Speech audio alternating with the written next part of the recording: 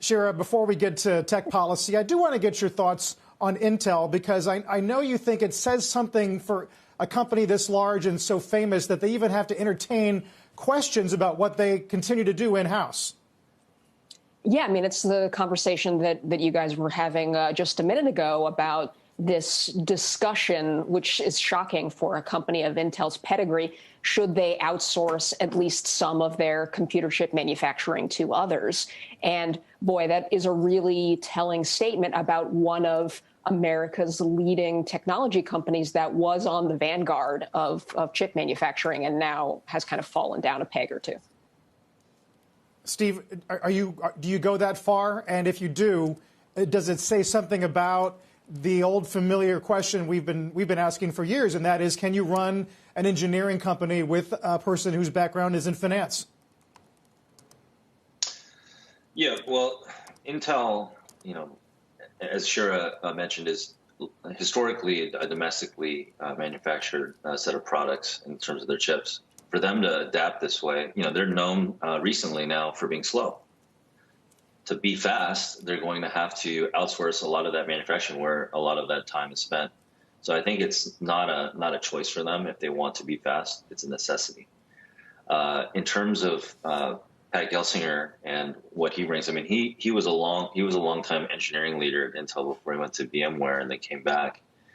I think if you were to sort of use the early stage startup playbook for how to revive Intel from its slumber and have them compete with the AMDs and NVIDIAs of the world, it makes sense to bring back the prodigal son and have them, with the deep knowledge of how the products are built, also the organization as well, and the history and legacy of Intel.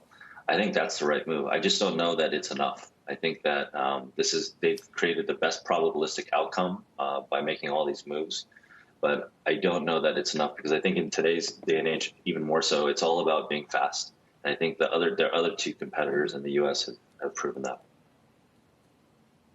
Yeah, the prodigal son, indeed. Shira, we've been talking a lot this week about the new administration and what it means for tech and particularly regulation. How are you viewing it? We have seen sort of a comeback over the last week or so in big tech share prices, perhaps this thinking that regulation still seems very far off. But, I've been arguing it's not going anywhere. What do you think the Biden administration, what approach will it take? And what do you think gets looked at first in terms of regulation?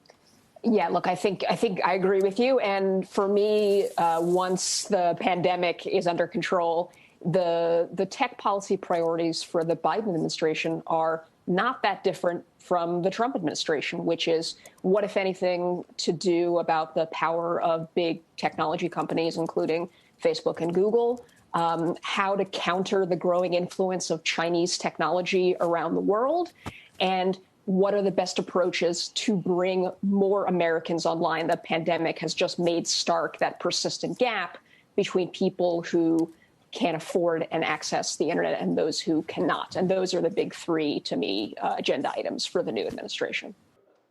Shepard Smith here. Thanks for watching CNBC on YouTube.